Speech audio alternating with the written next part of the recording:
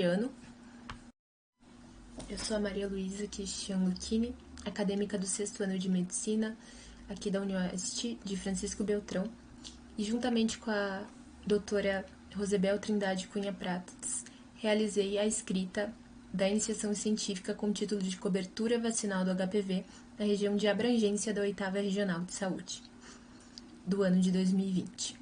Bom, sabe-se que o papilomavírus humano, cuja sigla é HPV, é um vírus que tem mais de 200 variantes, sendo que algumas dessas variantes já têm constatado a capacidade de infectar a pele e as mucosas, sendo também notadamente relacionado ao câncer. Sabe-se que mais de 90% dos casos de câncer de colo de útero são devido à infecção prévia por HPV. Também câncer de orofaringe, região íntima, região de ânus, pênis, também já são conhecidos por terem uma porcentagem associada à infecção pelo HPV. A grande questão é que a infecção pelo papilomavírus humano é considerada mais comum ao redor do mundo. Essa realidade não é diferente aqui no Brasil. Sabe-se que o único modo mais seguro de proteção contra o HPV é justamente a vacinação. Desde 2017, o Ministério da Saúde disponibilizou a vacinação, tanto para meninas quanto para meninos. Antes dessa data, ali em 2014, era só oferecida a vacina pelo SUS para meninas. Hoje em dia, em 2024, a gente já teve uma mudança muito importante, porque tanto meninas quanto meninos de 9 a 14 anos podem ser vacinados, e também adolescentes e jovens até 18 anos que perderam a oportunidade de vacinação prévia. Qual é a meta do Ministério da Saúde para vacinação contra o HPV? É cobrir pelo menos 80% da população-alvo, mas essa não é uma realidade vista na maioria dos estudos nacionais.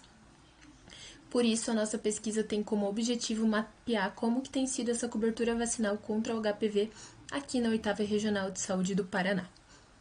E todos os dados também fazem referência ao ano de 2020.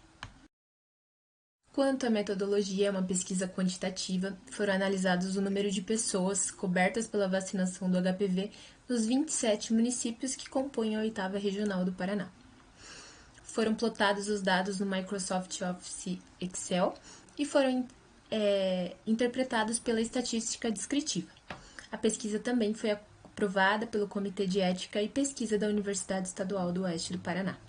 Os dados que foram analisados são referentes à população de 11.452 pessoas registradas no sistema que estavam na faixa alvo no ano de 2020, ou seja, meninos e meninas de 9 a 13 anos de idade. Então, a partir da análise da organização dos dados, foi visto que o índice de cobertura vacinal para os 9 anos de idade, ou seja, na primeira oportunidade de vacinação, foi melhor nos municípios de Barracão, Bom Jesus do Sul, Realeza, São Jorge do Oeste, Verê e Francisco Beltrão. Então, nesses 6 municípios, foram vistas as maiores taxas de cobertura para a primeira dose. Os municípios com piores taxas, no entanto, foram Ampere, Boa Esperança do Iguaçu, Manfrinópolis, Planalto e Salto do Lontra. Quando a gente olhou ali para a segunda dose vacinal da vacina contra o HPV, houve uma redução no número de municípios com cobertura zero, porém, alguns municípios que tinham uma ótima cobertura de primeira dose decaíram bastante, que é o que a gente chama também de taxa de abandono. Então, aquele grupo de cidades que teve uma ótima cobertura para a primeira dose, nem todos acompanharam esse resultado positivo para a segunda dose. Então, a gente teve como os melhores municípios para cobertura de segunda dose: Bela Vista da Caroba, Verê, Cruzeiro do Iguaçu, Realeza e São Jorge do Oeste, sendo que São Jorge teve a maior taxa de cobertura vacinal para a segunda dose.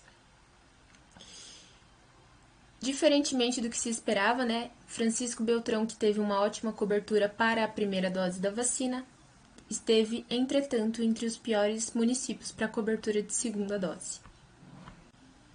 Então, Francisco Beltrão atingiu a taxa acima de 80% de cobertura que é o que é esperado lá para a primeira dose, mas quando a gente analisou os dados referentes à segunda dose da vacina, foi obtido ali que Francisco Beltrão esteve entre as piores cidades da 8ª Regional de Saúde, ou seja, com a menor cobertura de vacinação para a segunda dose. Vários estudos também já comprovaram que existe uma taxa de abandono muito significativa.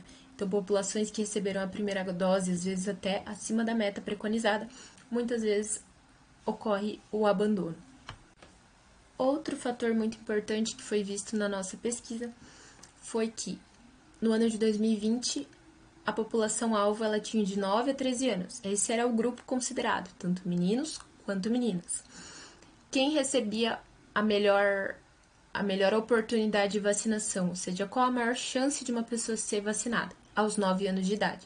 As populações mais jovens têm maior chance de vacinação, elas têm uma cobertura vacinal melhor. O resultado da nossa pesquisa corroborou com um estudo guiado na região do sul do Brasil, de Ferreira e Fontanelli, que também mostrava que os imunizantes eles são melhor aplicados quanto mais jovem a população-alvo. Ou seja, se tem ali um grupo de 9 a 13 anos, as crianças com 9 anos vão ser vacinadas.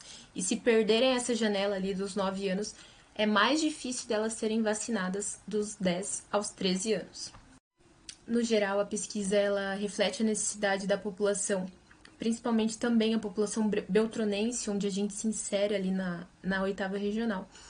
Há uma necessidade muito grande de continuar sendo realizadas as campanhas. A gente tem um fator importante atual, que é a mudança pelo Ministério da Saúde da dose vacinal. Então, antes era em 2 doses, agora ela vai ser em dose única. Né? Agora, em 2024, já está sendo aplicada a vacina contra o HPV em dose única. Então, é esperado que essa questão de abandono de vacinação que existia para a segunda dose seja corrigida de alguma forma e que as crianças e adolescentes que não puderam ser vacinados lá em 2020 entrem ali na faixa etária até os 18 anos, que é o que hoje em dia pode ser vacinado. Então, esse espaço maior de chance de vacinação que se iniciou recentemente traz uma esperança muito boa para os resultados da nossa iniciação científica. E por isso que é importante que a comunidade acadêmica continue sempre acompanhando as taxas de vacinação para ver se a realidade que foi vista nessa iniciação científica referente a 2020 vai mudar, e principalmente se vai mudar para melhor. Eu agradeço grandemente minha professora e orientadora, Rosebel Trindade Cunha Prates, que me proporcionou anos de conhecimento sobre o HPV, sobre pesquisa, sobre comunicação, que possibilitou também que eu fizesse meu TCC com base nesse tema que tanto me apaixonou durante a faculdade. Agradeço ao UniOeste pelo incentivo à pesquisa, à extensão da qual eu fiz parte por 4 anos e tenho muito orgulho de ter feito parte desse projeto.